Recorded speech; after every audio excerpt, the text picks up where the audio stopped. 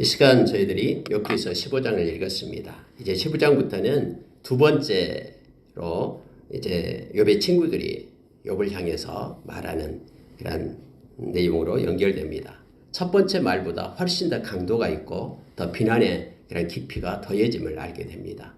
이제 두 번째로 엘리바스가 욥의 말을 듣고 있다가 욥이 하나님 앞에 그렇게 대들고 하나님 앞에 하나님 나에게 가르쳐달라고 외치는 그런 소리를 듣고 틀림없이 나는 악한 자다 이렇게 정죄하면서 이제 엘리바스가 욥을 향해서 더 센 말을 이렇게 뱉습니다. 내용을 몇 가지 보겠습니다. 여러분 15장 4절을 보니까요. 참으로 네가 하나님 경외하는 일을 그만두어 하나님 앞에 묵도하기를 그치게 하는구나. 내 죄악이 내 입을 가르치나니 네가 간사한 자의 혀를 좋아하는구나 하면서 여러분 처음에 하나님께서 욥기서 1장 1절에 또 욥기서 1장의 다른 곳과 2장에서 세 번씩이나 욥에 대해서 욥은 이러한 자다 하면서 악한 사탄에게 그렇게 자랑을 했잖아요. 그게 첫 번째가 뭐냐면은 그는 온전한 자다. 마음이 100% 하나님 앞에 속하고 하나님께 예배하는 자다라는 거죠. 쪽마음 품지 않고. 그리고 두 번째가 그는 정직한 자다. 그는 정말로 정직해서 내가 그의 마음을 그의 모든 삶을 내가 알고 있다. 세 번째가 하나님을 경외하는 자다라고 얘기했잖아요. 하나님을 경외하고 하나님을 존귀 여기며 높이는 자다. 그리고 악에서 떠난 자다. 이렇게 네 가지 걸 가지고 욥을 정의했는데 지금 이제 여기 엘리바스는 욥에게 너 지금 보니까 하나님을 경외하고 있는 것이 아니다.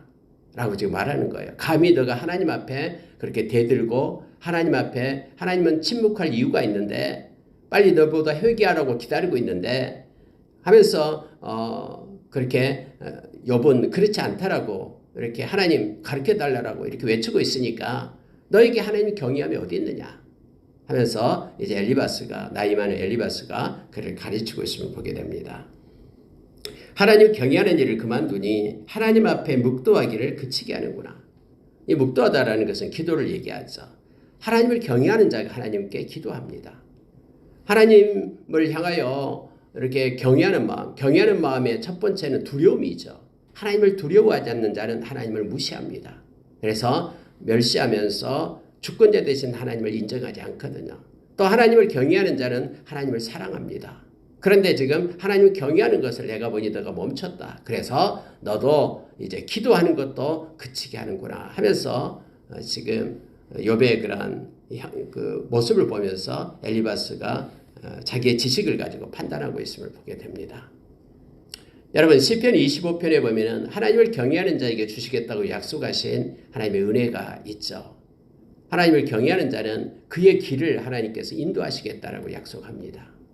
하나님을 경외하는 자는 그에게 하나님의 평안을 부어주시겠다라고 약속하고요. 하나님을 경외하는 자에게는 하나님께서 친밀함을 주시겠다라고 그래서 하나님과의 교통함을 주시겠다라고 말씀해주고 있죠. 물론 하나님을 경외하는 자의 자식은 하나님께서 옳은 길로 인도하겠다라고도 약속해주고 있습니다.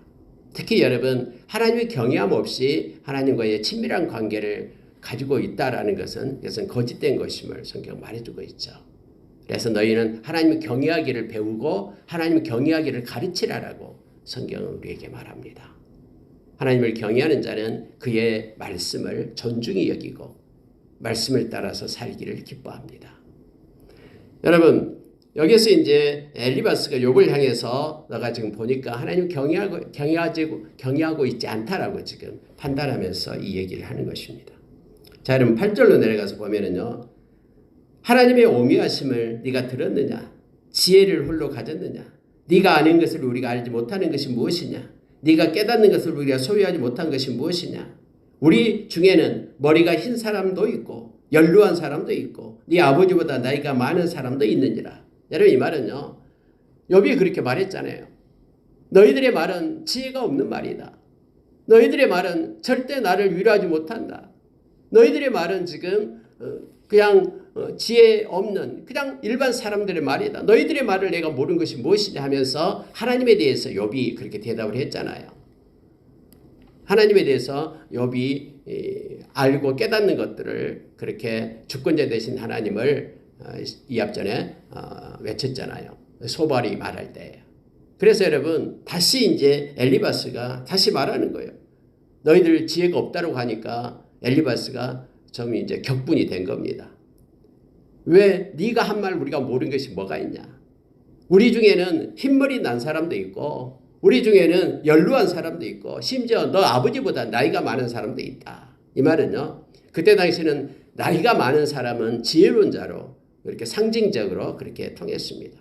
그러니까 너보다도 훨씬 더 경험이 많고 훨씬 더 많은 일들을 해서 지식을 얻은 이들이 이곳에 너무나 많이 있다. 그런데 겸손하지 못하고 우리의 말을 함부로 폄훼시키고 있느냐 하면서 지금 욥을 꾸짖고 있는 거예요. 마치 네가 하나님의 오묘하심을 네가 다 독차지한즉 마치 네가 하나님의 지혜를 홀로 가지고 있는 것처럼 그렇게 우리를 비판하느냐 하면서 서로 이렇게 말다툼을 하고 있는 내용을 보게 됩니다. 그러면서 하나님에 대해서 다시 엘리바스가 말을 합니다. 자, 11절 보십시오. 하나님의 위로와 은밀하시게 하는 말씀이 내게 작은 것이냐? 어찌하여 내 마음에 불만스러워하며 내 눈을 번쩍거리며 내 영에 하나님께 분노를 터뜨리며 내 입을 놀리느냐? 사람이 어찌 깨끗하겠느냐? 여인에게서 난 자가 어찌 의롭겠느냐? 계속해서 이 시적인 그런 표현을 써가지고 반복해서 말하고 있는 것입니다. 무슨 얘기냐면요. 하나님의 위로와 은밀하신 말씀이 내게 작은 것이냐. 하나님이 나에게 은혜를 주셨고 나에게 은밀한 말씀으로 주신 내가 하나님과의 그 관계 속에서 받은 그런 경험이 이것이 작은 것이냐. 내가 이것을 내가 눈으로 보고 환상을 보고 내가 하나님의 말씀을 들은 걸 가지고 너에게 내가 충고하지 않았느냐. 근데 이것이 너에게는 작은 것으로 여기고 아무것도 아닌 것으로 내가 지금 말하고 있느냐. 어찌하여 네 마음이 불만이 가득해서 그렇게 투덜거리고 있느냐. 너 눈은 번쩍거리면서 마치 분노에 찬 자처럼 그렇게 왜 행동을 하느냐. 너의 영은 하나님을 향하여 분노를 터뜨리며 입을 쭈삣거리면서 그렇게 말하느냐. 어떻게 사람이 깨끗하겠느냐. 여인에게서 난 자가 어떻게 깨끗하겠느냐. 다 죄덩어리지 하면서 이 욥을 향해서 책망하고 있는 거예요. 물론 여러분 이 모든 말씀들은 일반적인 그런 지혜로 말하고 있는 것이죠. 이 세상의 사람은 다 죄를 지었고 그래서 하나님 앞에 깨끗한 자가 아무도 없다라는 것을 성경 우리에게 말해주고 있죠. 모든 사람이 죄를 범하였으면 하나님의 영광에 이르지 못하더니 라고 말합니다. 그래서 그 죄 때문에 예수님이 이 땅에 오신 것이잖아요. 그렇다고 할지라도 하나님은 우리에게 깨닫게 주셔야지만이 내가 죄인입니다라고 하나님 앞에 회개를 할 거 아닙니까? 근데 욥은 이거에 대해서 답답해하면서 하나님 빨리 나에게 긍휼을 베풀어 주십시오라고 하나님 앞에 호소하고 있는 것이죠. 13장 14장에서요. 그런데 이걸 보고 있던 엘리바스는 마치 겸손하지 못하고 하나님께 대드는 것으로 보면서 너가 지금 하나님 앞에 화를 내고 분노하고 있는 것이 옳으냐 하면서 다시 욥을 책망하고 있는 것을 보게 됩니다. 16절에 가면은 하물며 악을 저지르기를 물마심같이 하는 가증하고 부패한 사람들을 용납하시겠느냐. 정말로 세상 사람들은 악을 저지르기를 물마심같이 하고 있다라고 말합니다. 하나님께 보시기에 가증하고 부패한 일들을 그렇게 행하고 있는데 하나님이 그런 사람들을 보고 용납하겠느냐. 일반론적인 지혜관을 가지고 지금 욥을 향해서 외치고 있습니다. 내가 본 것을 내가 설명하겠다. 지혜로운 자들이 전하여 준 것을 내가 너에게 다시 말하겠다 하면서 하나님께서 악인을 어떻게 심판하신가를 이렇게 엘리바스를 통해서 기록해 주고 있고 이것은 우리에게 지금 하나님께서 이 말씀을 주시고 있습니다. 엘리바스가 경험한 하나님 그리고 그 많은 지혜로운 자들이 지금까지 많은 그런 선조들이 전해준 지식의 말을 내가 너희에게 절하겠다 하면서 이 말씀을 해요. 자, 20절 보십시오. 그 말에 이르기를 자, 위에서 선진들이 말해주는 것입니다. 또 지혜 있는 말이 바로 이겁니다. 악인은 그의 일평생을 고통을 당하며 포악자의 횟수는 정해졌으므로 그의 귀에는 무서운 소리가 들리고 그가 평안할 때에 멸망시키는 자가 그에게 이르리니 그가 어두운 데서 나오기를 바라지 못하고 칼날이 숨어서 기다리느니라. 여러분 이게 무슨 뜻이냐면요. 악인의 특징이 뭐냐면 그는 마음에 평안함이 없다라는 거예요. 마음의 두려움과 고통 중에 걱정과 염려 중에 그들이 가득 차 있다고 말합니다. 그러나 의인은 어떤 고난 중에 있으면서도 마음에 평안이 있다라고 지금 엘리바스는 말하고 있는 것입니다. 그래서 엘리바스는 이 심리적인 고통을 주로 언급하고 있는 내용인데요. 예를 들어서 죄책감, 불안정함, 절망감, 그리고 죽음과 심판에 대한 두려움, 공포, 이 모든 것들이 악인들이 갖고 있는 내적인 삶의 어두운 면을 지금 말하고 있는 것이에요. 그래서 욥한테 욥 너 지금 마음이 힘들지? 마음의 두려움으로 가득 찼지? 이것은 악인들의 특징이야. 하나님이 어떻게 그 악인들을 가만두겠어? 지금까지 모든 지혜자들이 그렇게 얘기해 왔어. 라고 말하면서 욥을 공격하고 있는 거예요. 여러분 이건 일반적인 논리로는 맞죠. 실제적으로 악한 자는 마음 가운데 하나님 주신 평안이 없습니다. 아무리 물질을 많이 모아도 그의 마음 가운데는 비어 있어요. 파스칼의 빵세에도 나오잖아요. 하나님만이 채울 수 있는 것으로 마음이 있는 거예요. 근데 하나님이 채우지 않으면은 그 마음은 여전히 허전하며 뭔가를 갈급해하면서 채워지지 않는 것 때문에 불안해하고 그것 때문에 고통을 느끼는 것이 인간의 모습임을 성경은 우리에게 말씀해주고 있죠. 엘리바스 말도 바로 그 얘기입니다. 악인들은 겉으로는 부자인 것 같고 겉으로는 뭐 풍요로운 것으로 가득 차 있는 것 같지만 그의 마음속에는 절망감과 허전함과 그렇게 불안함과 고통 중에 있다라고 지금 말하고 있습니다. 특히 24절 25절 보십시오. 환난과 역경이 그를 두렵게 하며 싸움을 준비한 왕처럼 그를 쳐서 이기리라. 환난이 그를 두렵게 하고 역경이 그를 두렵게 하고 환난과 역경이 그를 쳐서 이긴다라고 얘기합니다. 이는 그의 손을 들어 하나님을 대적하며 교만하여 전능자에게 힘을 과시하였음이니라. 악인의 특징은 하나님을 대적하는데 전능자인 하나님을 대적하고 교만하여서 자기 힘을 하나님 앞에서 과시했다. 내가 보니까 욥 너도 하나님 앞에 대들고 화를 내고 하는 것 보니까 이 악인과 똑같다 하면서 지금 엘리바스가 욥을 향해서 그렇게 비난을 하고 있는 내용을 보게 됩니다. 다시 한번 원점으로 돌아간다 그러면은 다른 사람에게 일반적으로 이렇게 악인을 향해서 하는 말은 엘리바스 말이 맞습니다. 그런데 이미 욥은 하나님께서 앞에서 말씀했듯이 그에게 일어나는 모든 고난은 죄의 대가, 그가 악을 저질렀기 때문에 받는 대가가 아니라 하나님의 주권 속에 있었음을, 하나님이 뭔가 그를 새롭게 하기 위하여 그를 그렇게 고난 가운데 있게 했음을 하나님이 허락했기 때문에 악한 사탄이 그에게 그러한 일들을 하게끔 했음을 성경은 선지식으로 우리에게 알게 하셨잖아요.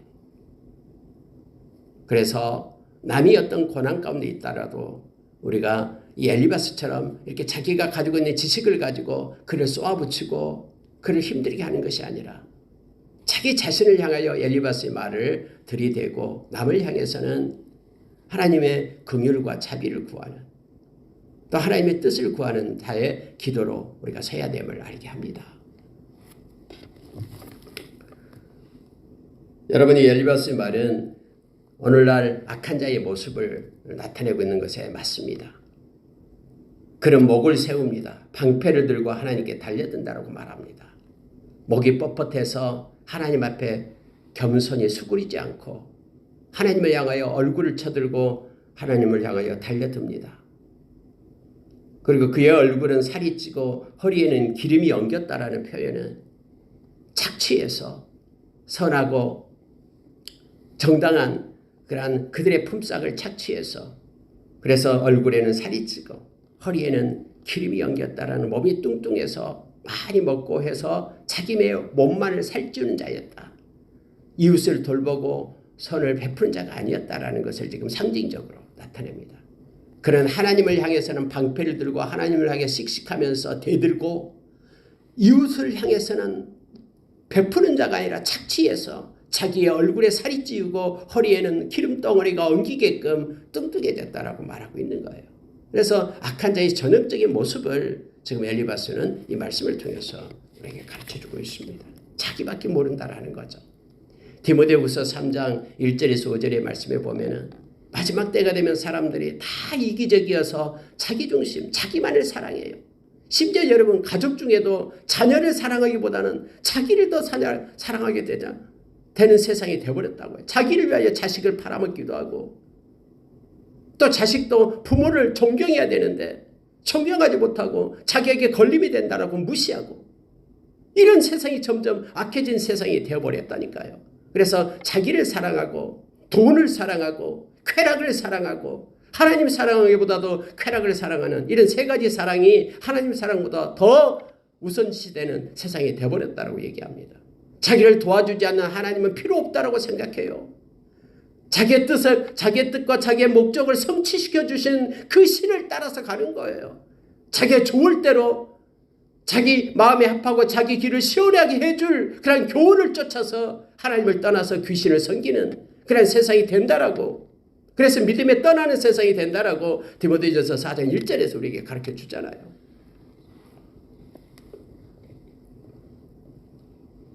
29절을 보시기 바랍니다. 그는 부유하지 못하고 재산이 보존되지 못하고 그 소유는 땅에서 증식되지 못할 것이야. 궁극적으로 그렇다라는 거예요. 하나님께서 하나님의 때에 그를 부유하지 못하게끔 이제는 하나님께서 이제는 막을 것이다라는 거예요. 그가 가지고 있는 모든 재산은 보존되지 못하고 다 흩어지게 될 것이다라고 말합니다. 그의 소유의 땅에서 그는 증식되지 못하고 하나님께서 풀어보실 것이다. 그래서 여러분 이 천하를 다 얻고도 생명을 잃으면 아무것도 아니죠. 근데 사람들은 이 생명보다도 천하를 얻으려고 하고 있다라는 것을 이게 악인들의 모습임을 성경은 가르쳐주고 있습니다. 자 30절 보시면요. 어두운 곳을 떠나지 못하리니 불꽃이 그의 가지를 말릴 것이라 하나님의 이끔으로 그를 불러가리라. 이 악인의 심판에 대해서 엘리바스는 그렇게 말하고 있는 거예요. 그는 어두운 곳에 머물게 될 것이다 라는 거예요. 그래서 불꽃이 그의 가지를 말릴 것이다. 고통과 마음의 그런 기쁨과 마음의 기쁨이 없이 평안이 없이 고통스러운 가운데 바짝바짝 마른 그런 걱정과 염려, 두려움 속에 그가 거하게 될 것이다. 하나님의 입김으로 그는 풀려가리라. 하나님이 풀어버려서 그가 어디론가 이제는 소멸되면서 사라지게 되리라 라고 말하고 있는 것입니다. 엘리바스의 말은 맞아요. 일반적으로 이 악한 세상을 향하여 악인을 향한 하나님의 그런 통치는 맞습니다. 근데 지금 이걸 가지고 이 잣대를 가지고 욥에게 들이대니까 지금 이 성경은 다음에 하나님께서 욥의 친구들이 말이 옳지 않다. 나를 향한 그들의 말이 옳지 않다 하면서 그들로 하여금 회개하게끔 하나님이 그렇게 하신 것이죠. 말씀을 마치겠습니다. 33절부터 35절 보겠습니다. 포도 열매가 익기 전에 떨어진 같고 감람꽃이고 떨어진 같으리라. 경건하지 못한 무리는 자식을 낳지 못할 것이며 뇌물을 받는 자의 장막은 불탈 것이라. 그들은 재난을 잉태하고 죄악을 낳으며 그들의 뱃속에 속임을 준비하느니라. 악한 자의 특징을 이제 서술하고 있음을 보게 됩니다. 그들의 결국이 이렇다라는 거예요. 단면적으로 보면은 악인이 형통한 것 같고 속여가지고 빼앗으니까는 부자가 된 것 같고 그렇지만은 하나님의 심판의 때가 되면은 그들은 이러한 포도 열매가 있기 전에 많이 열매가 맺었다고 해도 궁극적으로 그것이 자기에게 유익이 되지 않고 다 떨어져 버린 것 같고 감람꽃이 활짝 피었던 것처럼 보여서 그렇게 악인의 형통함이 보이지만은 그러나 곧 떨어진 같이 하나님의 심판의 때가 준비되어 있다라고 지금 엘리바스는 말하고 있습니다. 결국 그들은 재난 가운데 있게 될 것이고 죄악을 낳고 그들의 뱃속에는 속임을 가지고 거짓을 가지고 그렇게 행하고 있다라고 악인의 그러한 정체성을 모습을 성경은 우리에게 가르쳐줍니다. 그러나 반대로 하나님을 믿는 하나님을 따르는 하나님의 백성들 하나님이 의롭다 여기는 그들은 마음에 이 속임이 아니라 마음의 정직을 가지고 있고, 그리고 그의 모든 인생의 끝자락이 가장 아름답고 하나님으로 부유한 자가 되볼 역설적으로 이 말씀은 우리에게 말해주고 있습니다. 말씀을 마치겠습니다. 엘리바스의 말을 우리에게 적용하면, 또 이 세상에 적용하면 맞습니다. 퇴역한 세대 속에서 하나님을 따르지 않고 하나님을 바라보지 않는, 하나님을 경외하지 않는 모든 이들은 이 세상의 흐름 가운데, 풍조 가운데 빠져서 가게 될 겁니다. 여전히 자기 자신과 돈과 쾌락을 사랑하면서 세상은 악한 그런 길로 흘러가게 됩니다. 악인들은 자기 일에 충실해요. 그렇게 악한 짓을 하면서. 그럼 반대로 하나님 앞에서 의인된 예수의 보혈로 회개한 저와 여러분은 의인의 역할을 이 땅에서 해야 됩니다. 세상은 악인이 많아서 망하는 것이 아니라 의인이 없어서 망하는 것입니다. 저와 여러분이 오늘 하루도 하나님께서 기뻐하는 자리에 서서 올곧고 정직한 모습으로 하나님 앞에 기도하며 또 하나님 앞에 겸손한 자로 그렇게 하나님과 동행하는 우리의 삶이 있기를 원합니다. 하나님 우리를 통해서 일하시고 역사하실 것입니다. 우리의 기도를 하나님을 기다리고 계십니다. 함께 기도하겠습니다.